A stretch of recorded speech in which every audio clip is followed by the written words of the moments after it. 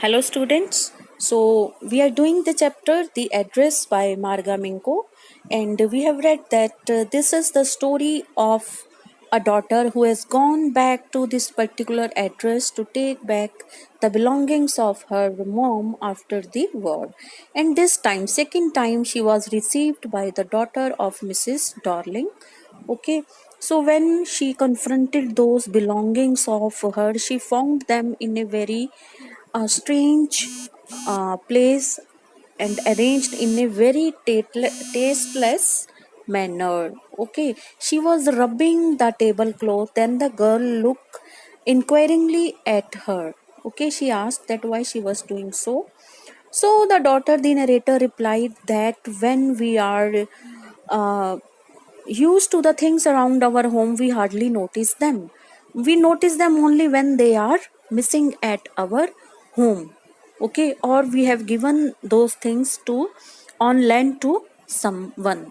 Okay, so here we start from page number 14.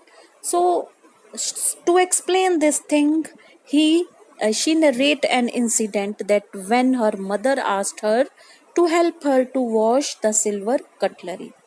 Again, I heard the unnatural sound of my voice and I went on.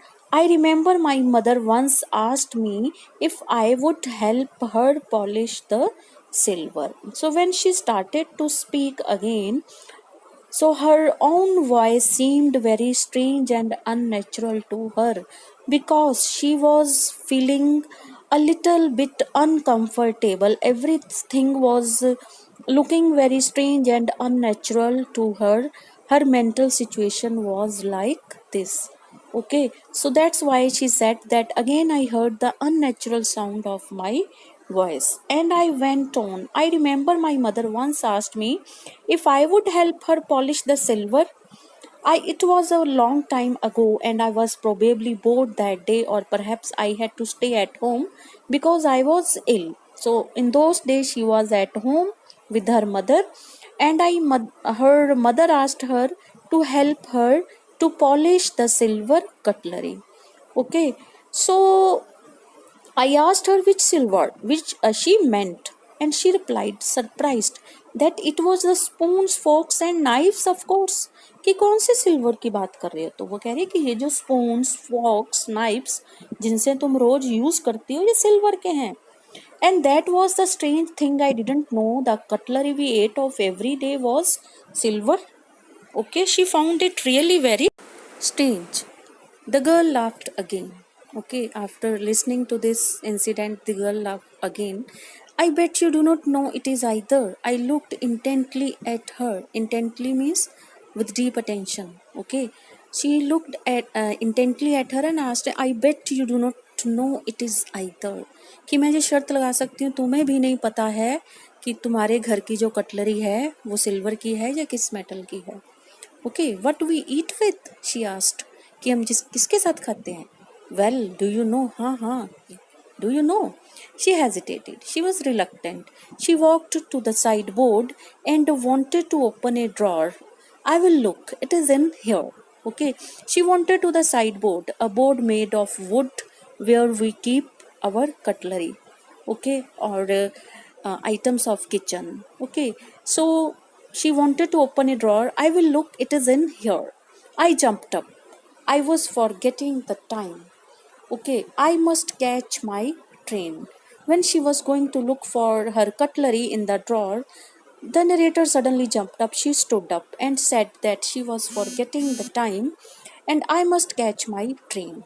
Perhaps she had made up her mind to move on, to move out of that house. Okay, she had her hand on the drawer. Don't you want to wait for my mother? So the girl's hand was on the drawer and she asked that, don't you want to wait for my mother? No, I must go. I walked to the door. The girl pulled the drawer open. I can find my own way. Okay, so girl was pulling the drawer and I said that I can find my own way. I will go myself. As I walked down the passage, I heard the jingling of spoons and forks. When she was walking down the passage of the house, she heard the jingling sound of the spoons and forks that were kept in the sideboard or the cabinet. Okay, so at the corner of the road, I looked up at the name plate, Marconi Street. Okay, at the corner of the road, there was a nameplate and on it was written Marconi Street. It means the name of the street was Marconi Street. It said it had been at number 46. I had been at number 46. The address was correct. तो उसका house number correct था, Marconi street correct थी. But now I didn't want to remember it anymore. But now she had decided that she does not want to remember this address anymore. I would not go back there. She decided that she would not go back there. So she didn't want to go back there because the objects that are linked in your memory with the familiar life of former times instantly lose their value when severed from them, and you see them again in strange surroundings. So here narrator wants to say that the objects that are linked into your memory with the familiar life of former times, they instantly lose their value when they are separated from them. Okay, and when you see them again in the strange surroundings, okay, they are of importance to you until unless they are with you. Okay, when these objects are separated from you, they instantly lose their value for you. And moreover, when you see them again in strange surroundings, okay, the object remain of no importance to you. Okay, and what should I have done with them in a small rented room where the shreds of blackout paper still hung along the windows? Or moreover, now she was living in a small rented room. कि मैं उस सामान का उस छोटे से कमरे में कहाँ रखूँगी, क्या करूँगी? वहाँ पे विंडो पे जो ब्लैकआउट पेपर है उसके श्रेड्स टुकड़े टुकड़े हुए पड़े हैं. मतलब the room was not in a very good condition.